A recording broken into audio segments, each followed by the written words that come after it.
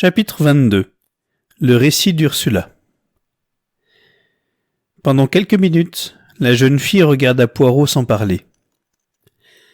Puis sa réserve se brisa, elle inclina la tête et éclata violemment en sanglots. Caroline se précipita, l'entoura de son bras et lui tapota l'épaule. « Allons, allons, ma chère, dit-elle doucement. Tout ira bien, vous verrez, tout ira bien. » Caroline est très bonne, malgré sa curiosité et son désir de répandre des nouvelles, et pendant un instant, la révélation que Poirot venait de faire perdit son intérêt pour elle, en présence du chagrin de la jeune fille. Au bout d'une minute, Ursula se redressa et s'essuya les yeux. « C'est très bête de ma part, dit-elle. »« Non, non, mon enfant, dit Poirot avec bonté. Nous nous rendons tous compte de ce qu'a dû être votre tension nerveuse durant cette dernière semaine. »« Cela a dû être fort pénible, dis-je. »« Et puis découvrir, enfin, que vous saviez tout, continua Ursula. Qui vous l'a dit? Est-ce Ralph ?» Poirot secoua la tête négativement. « Vous savez ce qui m'a conduite vers vous aujourd'hui? C'est ceci. » Elle lui tendit un morceau de journal froissé, et je reconnus l'entrefilet que Poirot avait fait insérer. On dit que Ralph a été arrêté. Tout est donc inutile, et je n'ai plus rien à dissimuler.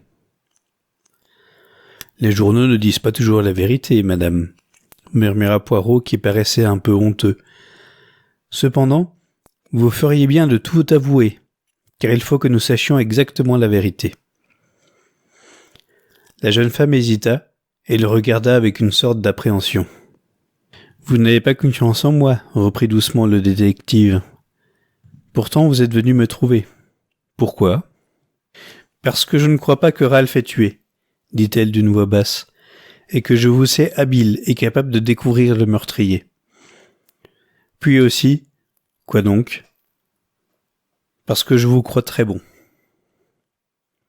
Poirot inclina plusieurs fois la tête. « C'est fort bien cela, oui, fort bien. Écoutez, je pense en effet que votre mari est innocent. Mais les choses vont assez mal.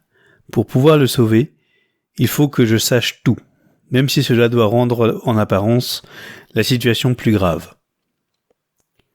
« Comme vous comprenez bien tout, dit Ursula. Donc, faites-moi un récit complet, depuis le début, voulez-vous ? Vous n'allez pas me renvoyer, j'espère, dit Caroline en s'installant confortablement dans un fauteuil. Ce que je voudrais savoir, reprit-elle, c'est pourquoi cet enfant se faisait passer pour une femme de chambre. Se faisait passer ? Interrogeai-je. Pour gagner ma vie, déclara sèchement Ursula. Puis, se sentant encouragée, elle commença le récit que je reproduis ici.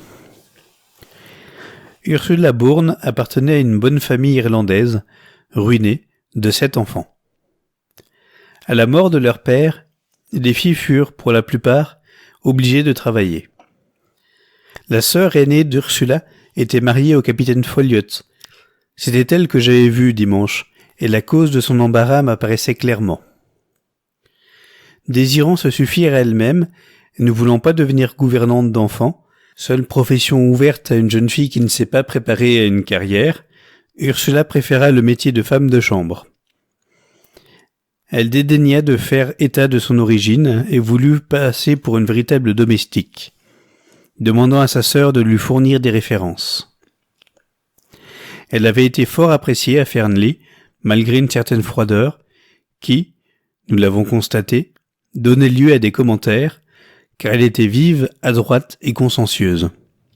« Ce travail m'amusait, déclara-t-elle, et j'avais beaucoup de loisirs. » Vint sa rencontre avec Ralph Paton, et leur mutuelle affection, qui eut pour résultat un mariage clandestin. Ce fut lui qui y poussa contre le gré de la jeune fille, car il lui affirma que son beau-père ne consentirait jamais à l'avoir épousé une femme sans fortune. Mieux valait agir en secret et attendre un moment favorable pour lui avouer la vérité. Ainsi fut fait, et Ursula Bourne devint Ursula Paton. Ralph lui avait promis qu'ils essaieraient de se libérer envers ses créanciers, de trouver du travail, afin de pouvoir la faire vivre et, lorsqu'il serait devenu indépendant de son père adoptif, faire reconnaître son mariage. Mais, pour des êtres de la trempe de Ralph Patton, il est plus facile de s'amender en théorie qu'en pratique. Il espérait amener M. Ackroyd à payer ses dettes. Seulement, quand celui-ci en connut le montant, il se mit fort en colère et lui opposa un refus absolu. Plusieurs mois passèrent. Puis Roger Ackroyd fit venir Ralph à Fernley et lui déclara nettement ses intentions. Il désirait qu'il épousât Flora. Ce fut à ce moment que la faiblesse de caractère du jeune homme se fit particulièrement sentir. Comme toujours, il se contenta de la solution la plus facile. Ni lui ni Flora ne jouèrent la comédie de l'amour, et tous deux considérèrent cette proposition comme une affaire.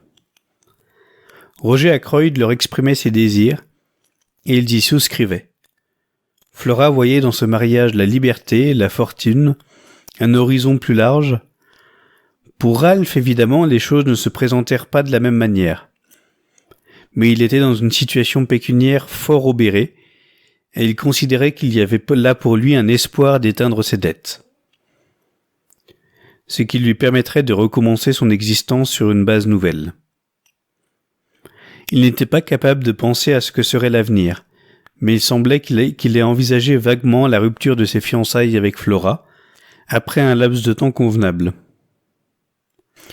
Tous deux demandèrent à ce qu'elles ne fussent pas officielles immédiatement. Ralph désirait les cacher à Ursula, car il se rendait compte que la nature franche et résolue de celle-ci répugnerait fortement à cette combinaison.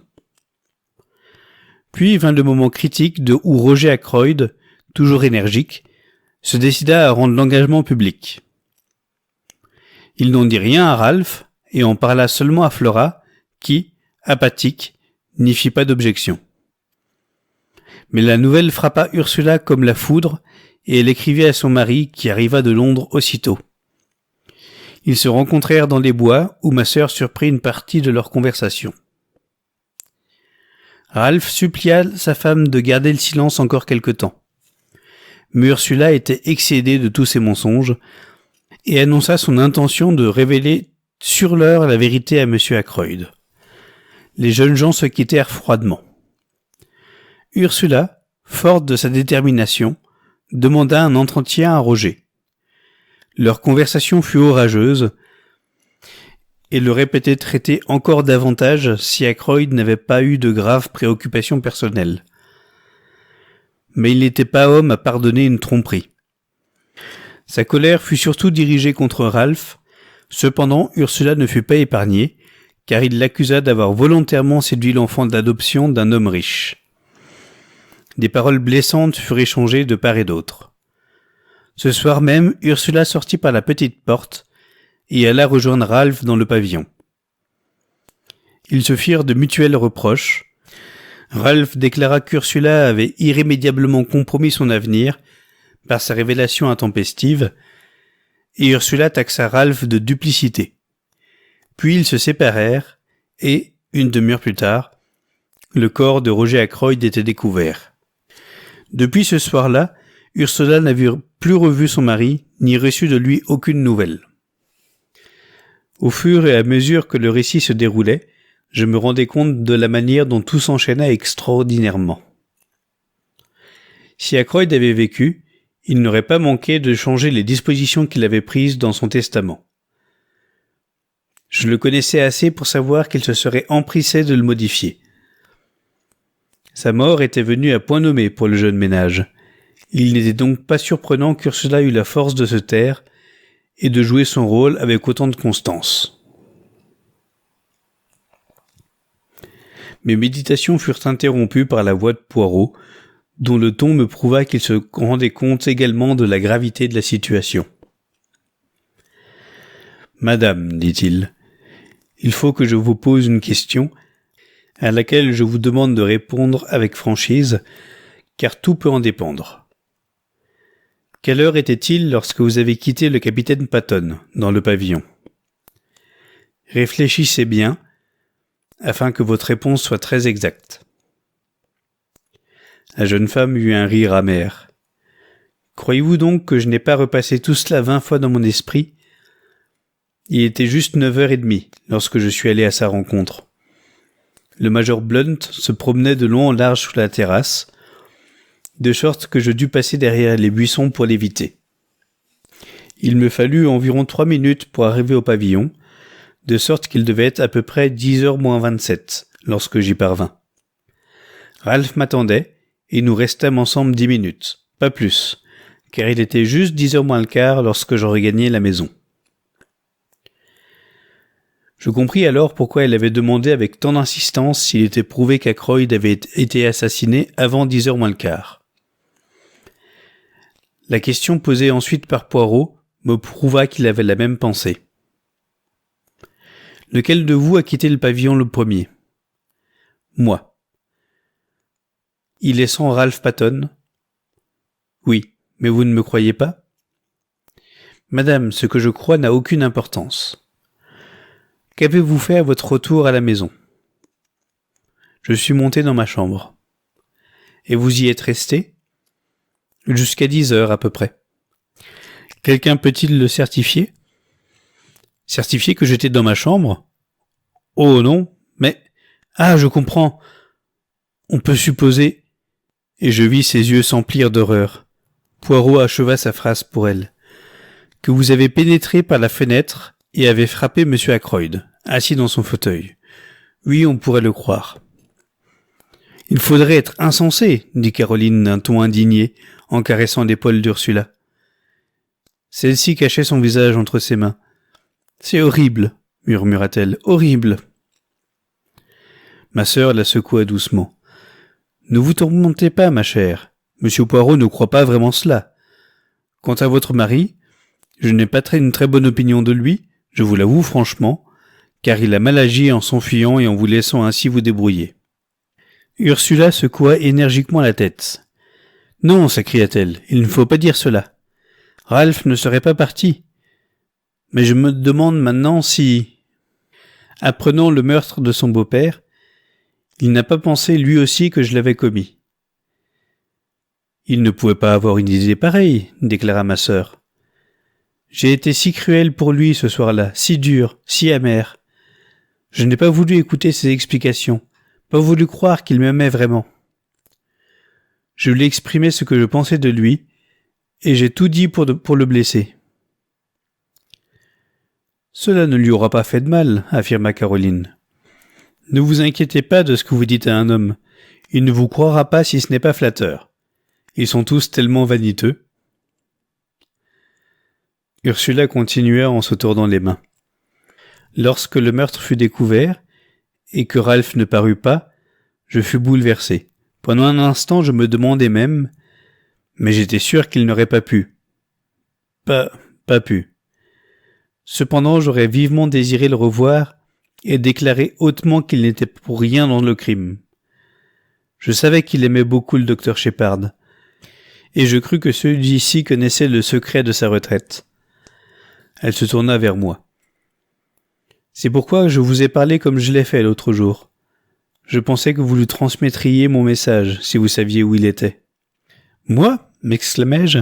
« Pourquoi James aurait-il su cela ?» demanda vivement Caroline. « J'avoue que c'était improbable, » admit Ursula.